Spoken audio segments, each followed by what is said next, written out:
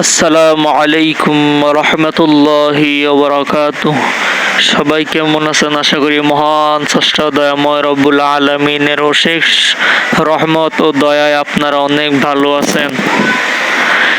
তো যে যেখান থেকে দেখছেন, ইসলামিক আমল 424 চ্যানেলের পক্ষ থেকে আপনাদেরকে স্বাগতম। দেশ বিদেশে প্রবাসে যারা আছেন সবাইকে আমার পক্ষ থেকে আন্তরিক শুভেচ্ছা অভিনন্দন। তো আজকে আমি এমন একটি আমল নিয়ে হাজির হয়েছি যে আমলটি করে ইনশাল্লাহ আমি অনেকবার ফলাফল পেয়েছি।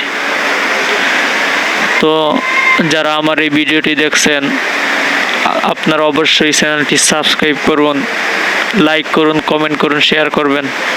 আপনি উপকৃত হবেন, অন্য ভাইকে উপকৃত করার সুযোগ করে দিবেন। তো কে না চায় নিজে শান্তির মতো থাকতে? আমরা সবাই চাই।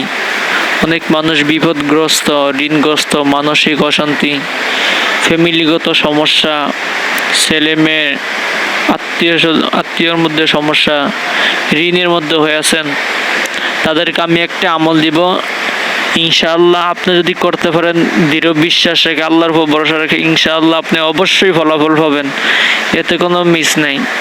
বুলেট মিস হতে পারে কিন্তু আমলের মিস হবে না ইনশাআল্লাহ। যে আমলটি করে আপনি অবশ্যই ফলাফল পাবেন ইনশাআল্লাহ।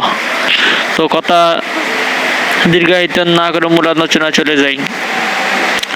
তো আপনারা আমল করতে হলে শর্ত হলো 5 ওয়াক্ত নামাজ পড়তে হবে, হালাল খাওয়ার চেষ্টা করতে হবে, মা বাবার সাথে ভালো ব্যবহার করতে হবে আর কি। আর এই আমলটি করার জন্য আপনি এশার নামাজের পরে অথবা ঘুমানোর আগে দিয়ে রাত্রে 2 রাকাত সালাতুল হাজত নামাজ পড়বেন। হাজত নামাজের পরে ওই স্থানে বসে আপনি দুরুদ শরীফ 100 বার পাঠ করবেন, যেই কোনো দুরুদ, অর্থাৎ সাল্লাল্লাহু আলাইহি ওয়াসাল্লাম 100 বার পাঠ করবেন। এরপরে আপনি পড়বেন লা হাওলা ওয়ালা কুওয়াতা ইল্লা বিল্লাহ, লা হাওলা ওয়ালা কুওয়াতা ইল্লা বিল্লাহ, লা হাওলা ওয়ালা কুওয়াতা ইল্লা বিল্লাহ 499 বার পড়বেন। 499 বার। একবার শেষের একবার পড়বেন লা হাওলা ওয়ালা কুওয়াতা ইল্লা বিল্লাহিল আলিয়্যিল আযীম, একবার পরে 500 বার পূরণ করবেন। এরপর আপনি দুরুদ শরীফ আবার পড়বেন, যে দুরুদটা আপনি প্রথমে পড়েছেন, অর্থাৎ সাল্লাল্লাহু আলাইহি ওয়াসাল্লাম 100 বার পড়বেন, শেষেও 100 বার, শুরুতেও 100 বার। এরপর আপনি দোয়া করবেন আল্লাহর কাছে।